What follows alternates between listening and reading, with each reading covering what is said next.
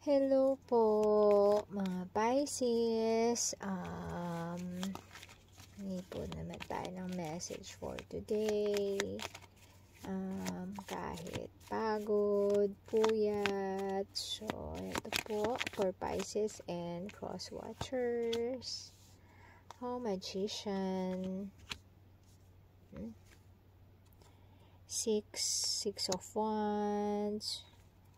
Yung ganda. May 2 of Cups. Okay. Hermit. Okay. Pa-clarify po ng Magician. Ay, di maayos yung iba. Knight of Pentacles. Nahulog siya.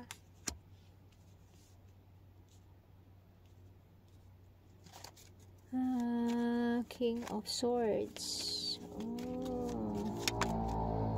Nahulog ka. Kanina pa to nahuhulog ka. Si Hierophant. Hermit. Okay. Gemini, Libra, Aquarius yung energy meron dito.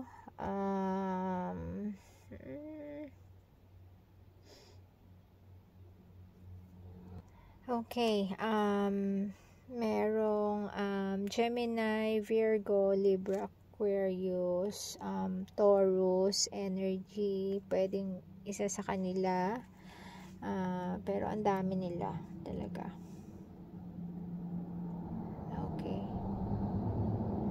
So,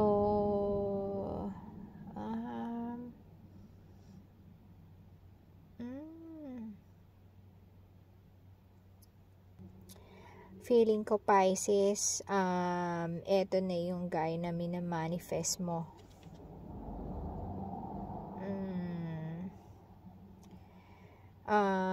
Ang tagal niya bago dumating,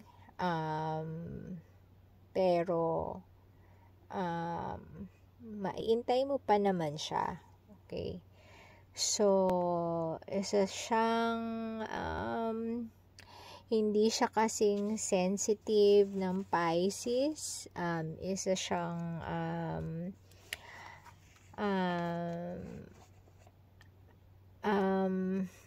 parang logical siya mag-isip, ganyan. So, puro siya isip ng isip. Ganun siyang tao.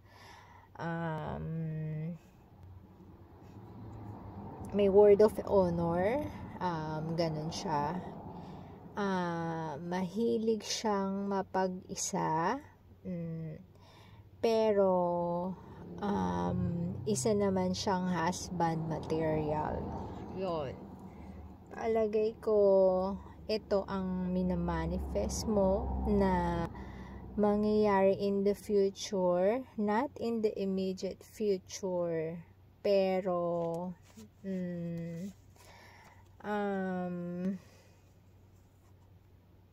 eto, tingnan mo,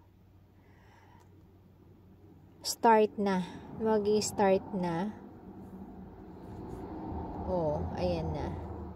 Ace of Cups, 3 of Pentacles, Queen of Cups. Parang the journey has begun. Parang ganon ang ano. Ngayon, hingi po tayo ng advice from the universe. Hingi po tayo ng advice from the universe.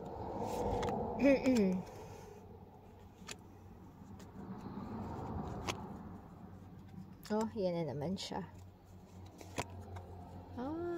Talaga.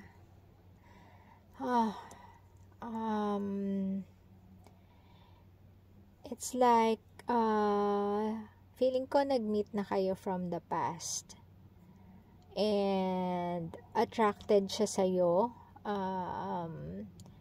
Gusto niya yung kabaitan mo, yung pagiging nurturer mo. Feeling ko Libra din siya, may Libra energy na naman, pangalawa na.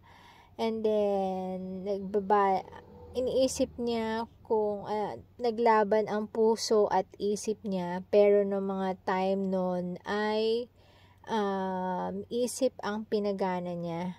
So medyo kayo na tagalan, ganyan.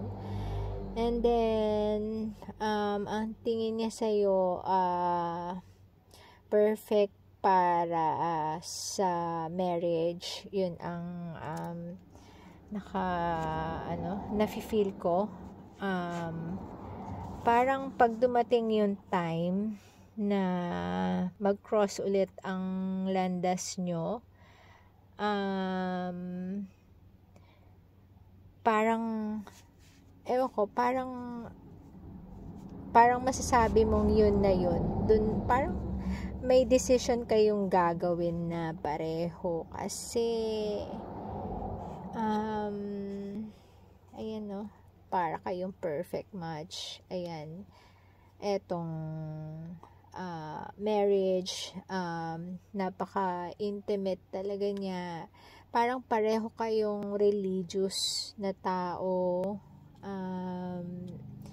Kaya parang napaka-match nyo talagang dalawa.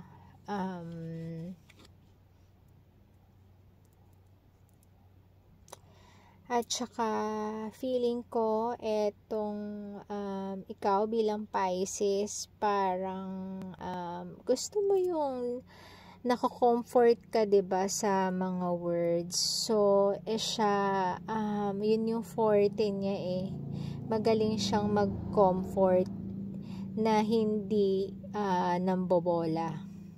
Yun dati kasing yung past, parang iniisip mo parang binobola ka lang, ganyan, kasi magaling siyang magsalita sa pananalita niya. Pero ang hindi mo pa nakikita yung talagang totoong siya,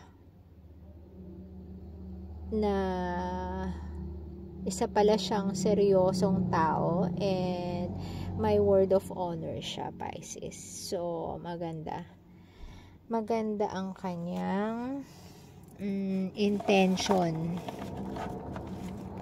pagka kayo ay nagkita. Yun lang ay medyo matatagalan pa siya, or pagka mag-cross ang landas nyo, diba, tadhana na lang ang makakapagsabi. Pero eto na yun para kayong tinadhana din talaga pero kailangan siguro na may mapagdaanan pa kayo, or may iba pa kayong goal, mission sa buhay. So hindi pa kayo pinagtatagpo ulit.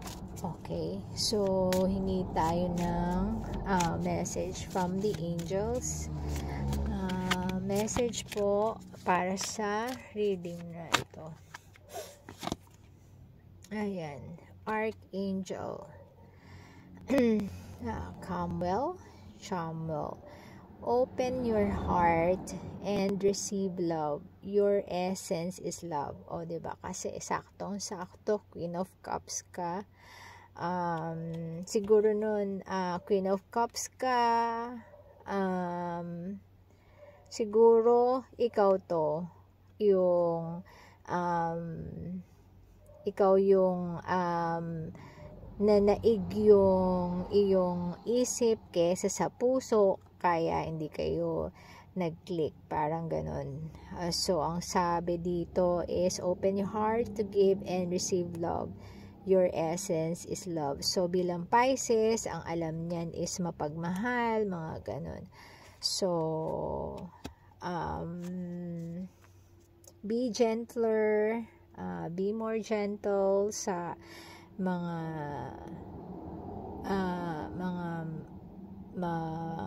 mapipili mo siguro, or sa mga connection na darating sa'yo kahit hindi pa itong para sa'yo talaga, and para siguro ma-differentiate mo yung at ma-realize mo kung ano yung importance itong taon to. Siguro kailangan mo pa yun, kaya hindi mo pa siya nami-meet. So Ayun, be gentler, be open to love.